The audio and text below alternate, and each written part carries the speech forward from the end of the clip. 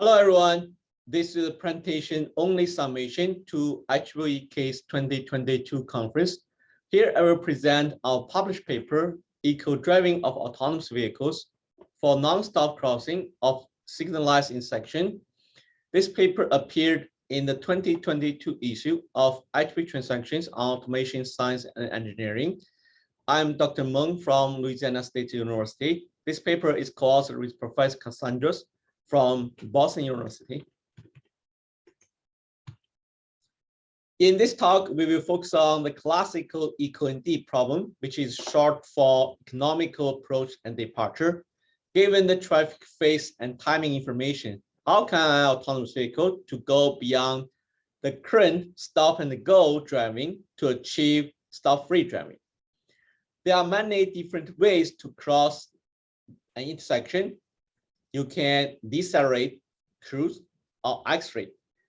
Which one is the most energy efficient? Here we try to find the time energy optimal solution.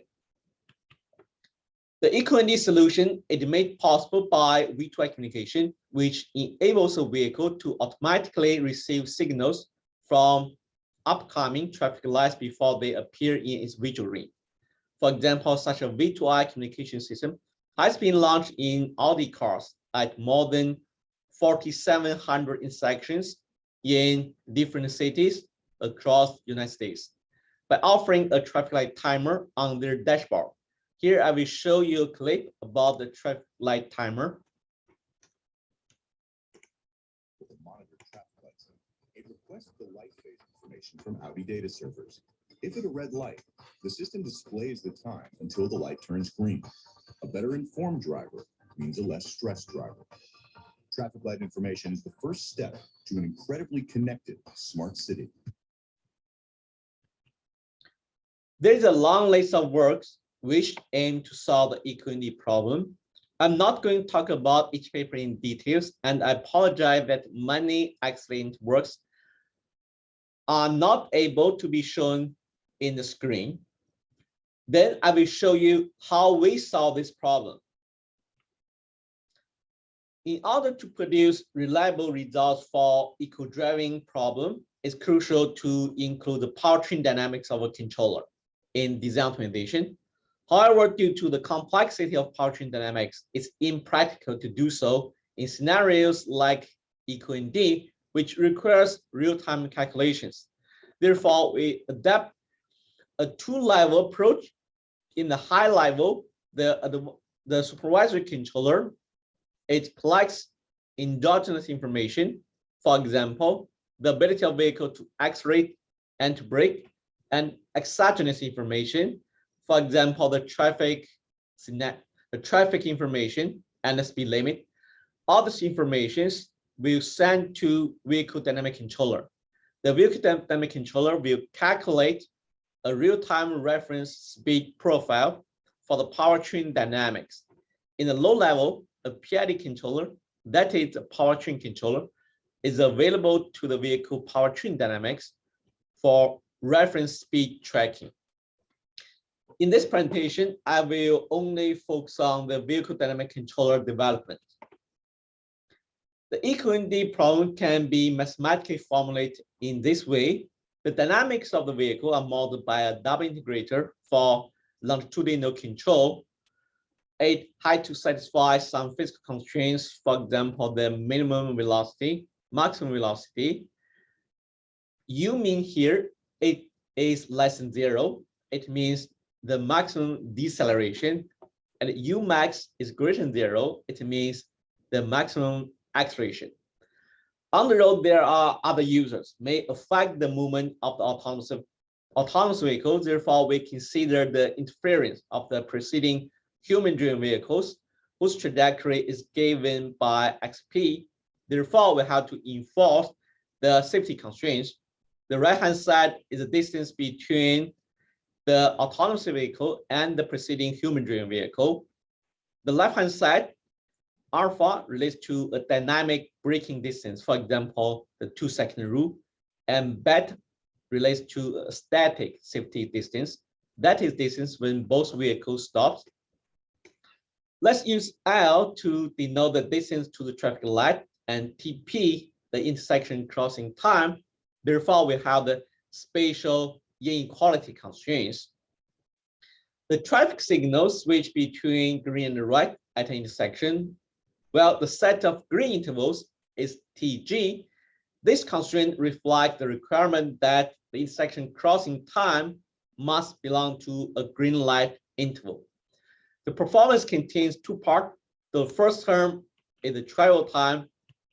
The second term is to penalize acceleration, which indirectly has energy saving and passenger riding comfort. Rho T and rho U are two weighting parameters capturing the normalized trade-off between the travel time and the energy consumption. The challenges of the EQND problem stem from several aspects. So first, this is an optimal control problem. We try to find the optimal function of time from the infinite dimensional functional space. Then we use Hamiltonian analysis to find the necessary conditions of the optimal control profile. The acceleration constraints can be considered as an input constraints. Then we use Pontryagin minimum principle to handle it. The speed constraints can be regarded as state constraints. Then we use direct Johnny approach. To ensure the satisfaction of the safety constraint, an accurate prediction of the road traffic conditions and the driving behavior of preceding vehicles is needed. However, this is not possible. Then we first relax this condition. In other words, we first consider the case when the vehicle is in the free flow mode. Then we will show you how can we consider the case in the mixed flow case, add to the proposed EQND solution. The track signal constraints is a disconnected set constraints, which makes a problem non-convex. Non-convex optimization problem is in general difficult to solve, not to mention obtaining analytical solutions in a real-time online context. We propose by relaxing the track signal constraints as well and solve a free terminal time optimal control problem, which allows us to efficiently obtain an analytical solution online. If the optimal arrival time is within some green interval, then the free flow problem is solved. Yeah, totally the problem is solved. However, if TP is in some red light interval, then we solve the fixed terminal time optimal control problem twice with the traffic signal constraints replaced by the nearest time in feasible green light intervals. Now let me introduce the main result of this paper. This result is described in Theorem 1 in this paper.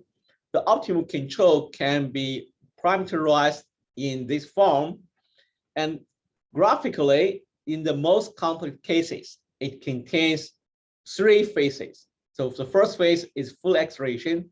The second phase is linearly decreasing acceleration. The last phase is cruise at the speed limit.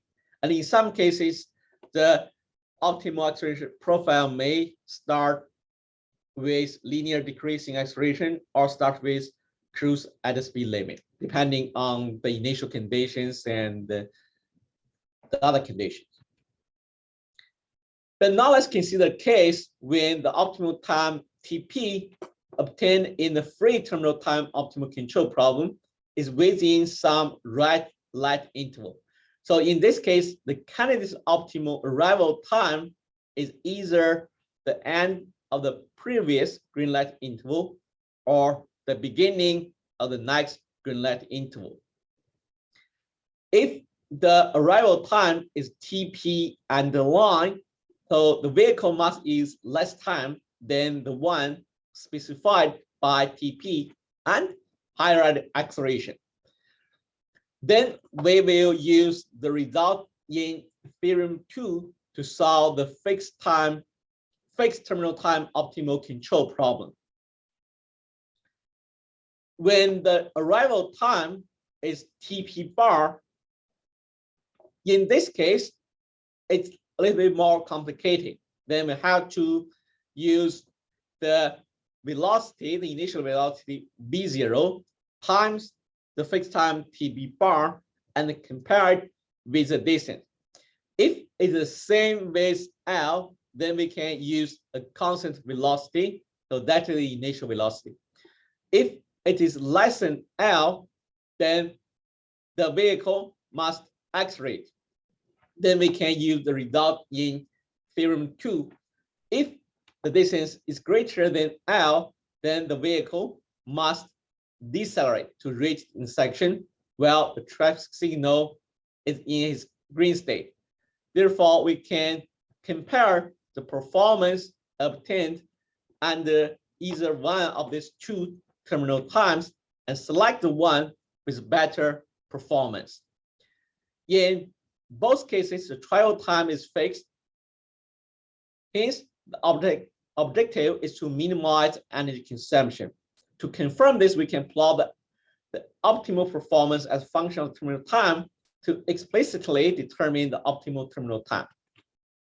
Now let me summarize the algorithm in the free flow case. First, we solve the free terminal time optimal control problem.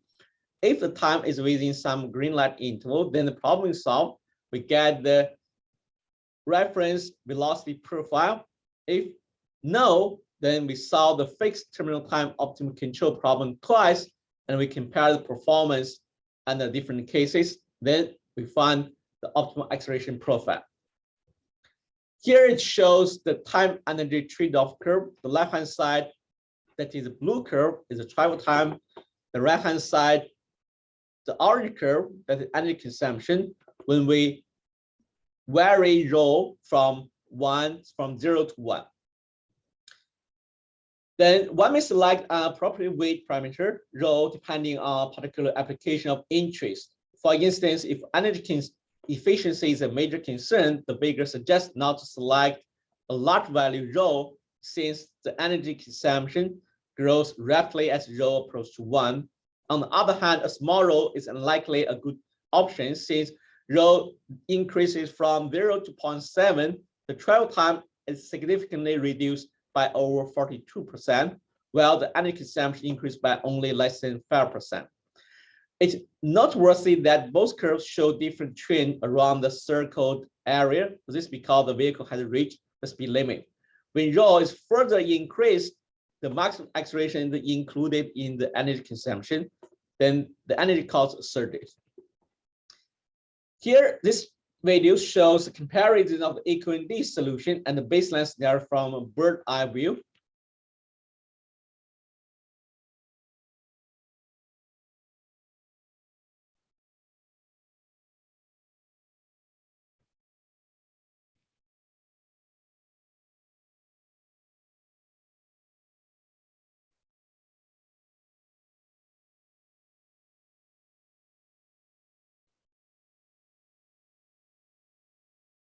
The vehicle using the EQND solution, it does not have to wait for the traffic signals, and the baseline scenario how to wait until traffic signal turn to green.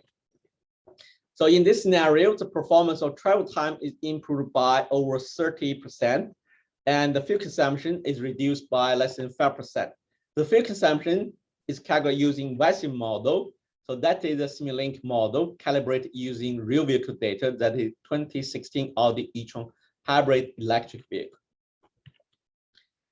Recall that all results presented so far, the safety distance constraints was relaxed to consider the interference from human-driven vehicles. The autonomous vehicle can simply switch to a car following mode when the safety constraints is violated. So here shows 100% autonomous vehicle. So that's a baseline scenario of human-driven vehicles. So here we have half autonomous and half electric, half autonomous vehicles and half human-driven vehicles. You will see how human-driven vehicles will affect the trajectory of autonomous vehicles and how autonomous can affect the driving behavior of the human vehicles. Here, this video shows a real-time autonomous vehicle testing implementing our control algorithm.